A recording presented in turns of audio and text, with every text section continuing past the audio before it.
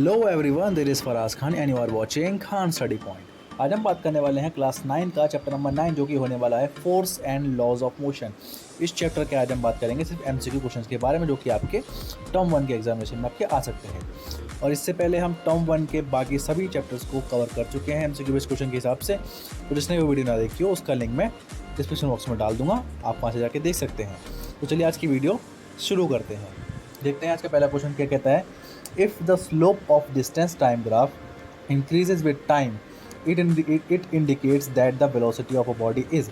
अगर distance time graph का जो स्लोप है अगर वो बढ़ जाता है टाइम के साथ साथ तो क्या इंडिकेट करता है कि वेलोसिटी जो है बॉडी की वो क्या हो जाएगी। Increase with time, decrease with time, remains constant या फिर यूनिफॉर्म। तो यहाँ पर आपका करेक्ट आंसर हो जाएगा option number A, increase with time.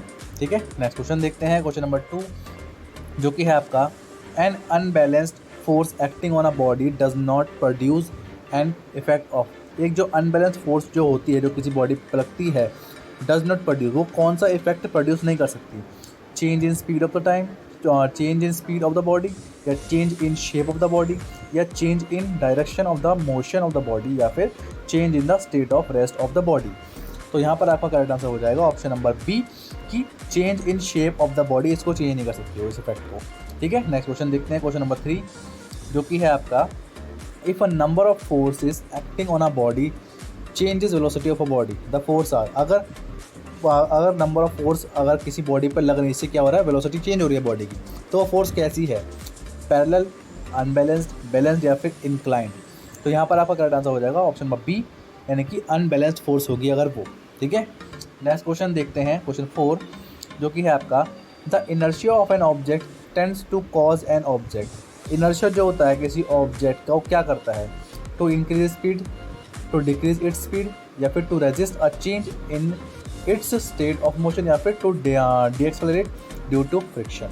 तो यहाँ पर आपका करेक्ट आंसर क्या हो जाएगा option number C, to resist a change in its state of motion. ठीक है, नेक्स्ट क्वेश्चन देखते हैं। क्वेश्चन नंबर 5 जो कि आपका कि impulse of a force is measured by. Impulse जो होता है किसी फोर्स का हम कैसे नाप सकते हैं, एफ मल्टीप्लाई टी से, या फिर एफ अपॉन टी से, या फिर एफ प्लस टी से, या फिर एफ माइनस टी से। ठीक है, एफ का मतलब यहाँ पर होता है फोर्स, टी का मतलब होता है टाइम। ठीक है, देखते हैं यहाँ पर आपका करेक्ट आंसर क्या हो जाएगा ऑप्शन नंबर ए, यानी कि एफ मल्टीप्लाई टी। अगर हम फोर्स की मल्टीप्लाई टाइम से कर देंगे तो हम इम्पल्स नाप सकते हैं किसी फोर्स का। ठीक है, नेक्स्ट क्वेश्चन देखते हैं। क्वेश्चन नंबर 6 जो कि है आपका विच इज़ रॉन्ग स्टेटमेंट। इसमें से कौन सी स्टेटमेंट आपकी गलत है।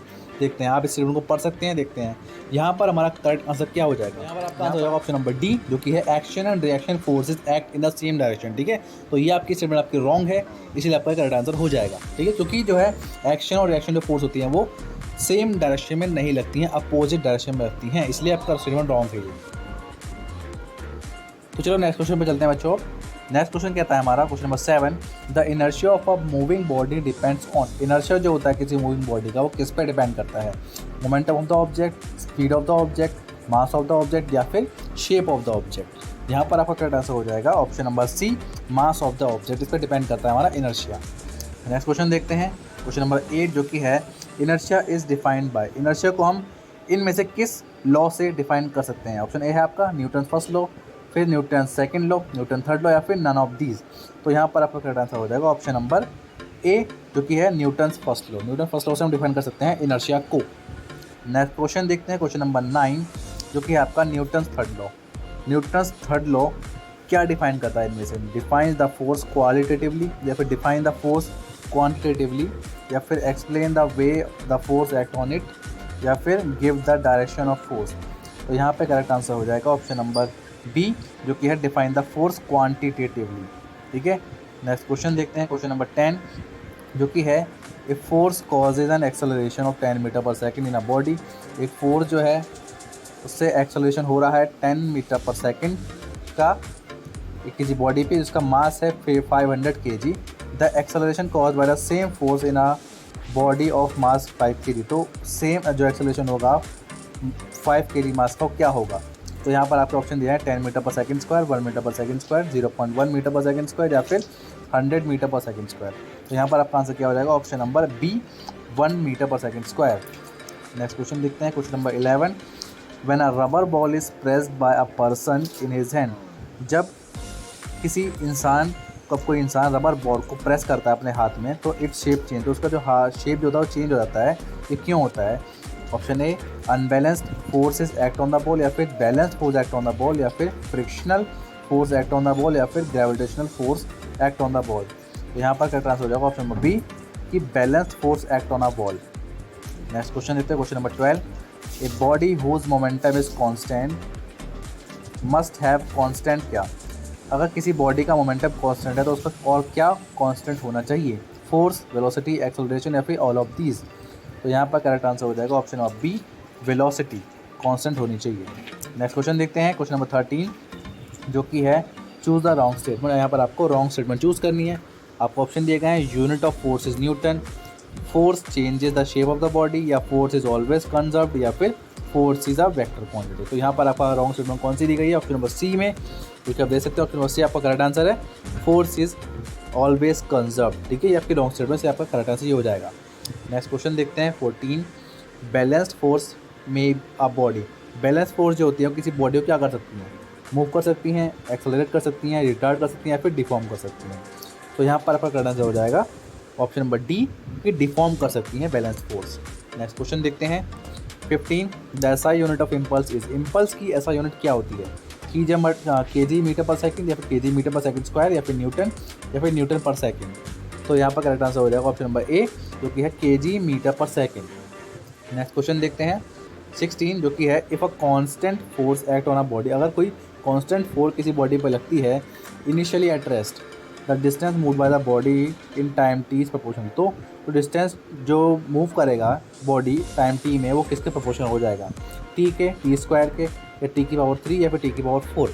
तो यहाँ पर आपका करेक्ट आंसर हो जाएगा option number B, T square के बराबर हो जाएगा। ठीक है, नेक्स्ट क्वेश्चन देखते हैं 17। 1 newton is equal to, 1 newton इनमें से किसके बराबर होता है? आपको ऑप्शन दिया गया है 105 dine, 1 kg metre per second square, 103 dine, या फिर 100 kg मीटर पर सेकंड। तो यहाँ पर आपका क्या आंसर हो जाएगा? ऑप्शन नंबर बी जो कि आपका 1 kg metre per second square के बराबर होता है 1 न्यूटन। नेक्स्ट क्वेश्चन देखते हैं, question number 18। The velocity of a body of mass 20 kg decrease from 20 metre per second to 5 metre per second. यानी कि वेलोसिटी है बॉडी की, जिसका मास है, बॉडी का जो मास है वो 20 kg है, वो डिक्रीज हो रही है इसकी वेलोसिटी 20 मीटर पर सेकंड से 5 मीटर पर सेकंड तक इन अ डिस्टेंस ऑफ, कितने डिस्टेंस में? 100 मीटर के डिस्टेंस में। तो फोर्स जो होगी बॉडी पर लगेगा वो क्या होगा? -27.5 न्यूटन, या फिर -47.5 न्यूटन, या फिर -37.5 न्यूटन, या फिर -67.5 न्यूटन। तो यहाँ पर आप फोर्स का फॉर्मूला लगा सकते हैं, और जब आप सॉल्व करेंगे तो आपका आंसर क्या निकल के आएगा? आपका आंसर निकल जाएगा option number C, -37.5 newton. Next question देखते हैं, क्वेश्चन नंबर 19 जो कि है the force required to produce an acceleration of 2 metre per second square in a body of mass 0.8 kg। यानी कि आपको फोर्स यहाँ पे निकालना है, इसमें आपको एक्सेलरेशन आपको दिया गया है 2 मीटर पर सेकंड स्क्वायर किसी बॉडी का, और उसको बॉडी का जो मास है वो आपका है 0.8 kg। तो यहाँ पर आप फोर्स निकाल सकते हैं, force equal to M A का फॉर्मूला यूज़ करके। तो यहाँ पर आपका करेक्ट आंसर क्या हो जाएगा? ऑप्शन नंबर ए यानी कि 1.6 न्यूटन आपका इसका आंसर हो जाएगा। नेक्स्ट क्वेश्चन देखते हैं, क्वेश्चन नंबर 20 जो कि है the acceleration produce in a body by a force of given magnitude depends on. ये जो एक्सेलरेशन जो प्रोड्यूस होता है बॉडी का by force of given magnitude वो किस पर डिपेंड करता है? Size of the body, shape of the body, mass of the body, या फिर नॉन ऑफ दिस। तो यहाँ पर आपका करेक्ट आंसर हो जाएगा ऑप्शन नंबर सी कि मास ऑफ द बॉडी पर डिपेंड करता है। नेक्स्ट क्वेश्चन देते हैं 21। Action and reaction act on, action और रिएक्शन जो होते हैं वो क्या किस पे होते हैं? वो different bodies in opposite direction, same body in opposite direction, या फिर different bodies but in same direction, या फिर same body in same direction. तो यहाँ पर आपका करेक्ट आंसर हो जाएगा ऑप्शन नंबर ए कि different bodies in different direction. यानी कि जो एक्शन रिएक्शन जो होता है वो डिफरेंट बॉडीज़ पे लगता है और डिफरेंट डायरेक्शन में ही लगता है। नेक्स्ट क्वेश्चन देखते हैं, क्वेश्चन नंबर 22 जो कि है if a boy pushes a wall, अगर कोई लड़का किसी वॉल को धक्का दे रहा है 10 न्यूटन की फोर्स लगाकर इस डायरेक्शन में, then the force exerted by the wall. तो जो फोर्स जो लगाएगी वॉल बॉय के ऊपर वो कैसे लगाएगी? 10 न्यूटन टुवर्ड्स ईस्ट, या फिर 10 न्यूटन टुवर्ड्स वेस्ट, या फिर 20 न्यूटन टुवर्ड्स वेस्ट, या फिर 20 न्यूटन टुवर्ड्स ईस्ट। तो यहाँ पर आपका करेक्ट आंसर हो जाएगा 10 न्यूटन टुवर्ड्स वेस्ट, यानी कि option number B is correct. Next question देखते हैं, क्वेश्चन नंबर 23 जो कि है the linear momentum of a body of mass 5 kg moving with the velocity of 2 metre per second. आपको यहाँ पे लीनियर मोमेंटम निकालना है, इसका क्या है, बॉडी का मास है 5 kg और उसकी वेलोसिटी आपको दी गई है 2 मीटर पर सेकंड। तो यहाँ पर आपका करंट क्या हो जाएगा इन ऑप्शन में से, जो कि आपका option number D 10 kg metre per second. ठीक है, नेक्स्ट क्वेश्चन देखते हैं 24, जो कि है आपका the acceleration produce in a body of mass 2 kg is. Acceleration जो है जो कि प्रोड्यूस हो रहा है किसी बॉडी में, इसका मास है 2 kg, if the force applied is 50 Newton. आपको क्या है, यहाँ पर आपको मास दिया गया 2 kg और आपको यहाँ पर फोर्स दी गई है 15 न्यूटन। तो आपको यहाँ पे एक्सेलरेशन निकालना है। तो यहाँ पर आप F = m यूज़ करके निकाल सकते हैं एक्सेलरेशन की वैल्यू, जो कि आपकी आएगी इनमें से option number B 7.5 metre per second square. ठीक है, नेक्स्ट क्वेश्चन देखते हैं क्वेश्चन नंबर 25, जो कि आपका the inertia of a body is measured by. किसी बॉडी का जो इनर्शिया होता है उसे हम कैसे मेजर करते हैं, बाय इट्स मास या फिर by volume, bye its density या फिर फोर्स एक्टिंग ऑन इट। तो यहाँ पर इसे हम मेजर करते हैं बाय इट्स मास, यानी कि option number A is correct. ठीक है, नेक्स्ट क्वेश्चन देखते हैं क्वेश्चन नंबर 26, और इस क्वेश्चन का बच्चों आपको आंसर खुद से देना है। ठीक है, external forces are, external force कैसी होती हैं, ऑलवेज बैलेंस्ड, नेवर बैलेंस्ड, या फिर मे और मे नॉट बी बैलेंस्ड, या फिर नॉन ऑफ दी इज। ठीक है, तो यहाँ पर इसका आंसर ब्लैंक छोड़ दिया है मैंने, इसका आंसर आपको कमेंट बॉक्स में कमेंट करके बताना है। ठीक है, तो यहीं पे आज की हमारी वीडियो चलो ख़त्म होती है। अगर आपको हमारे इसकी वीडियो पसंद आई हो तो आप हमारी वीडियो को लाइक कर सकते हैं और हमारे चैनल को सब्सक्राइब कर सकते हैं। जल्दी मिलेंगे आपसे एक और नई वीडियो के साथ में, तब तक के लिए till then take care, bye bye.